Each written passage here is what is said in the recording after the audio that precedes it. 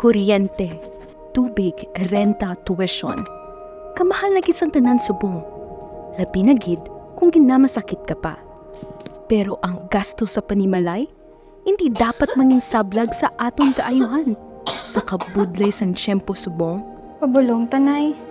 kalidad nga pagpapulong ang dapat para sa tanan.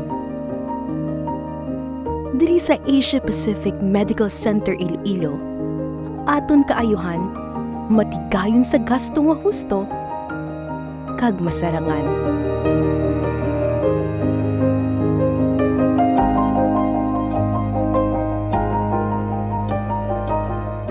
Matawhay sa paminsaron, mag-an sa ginhawa.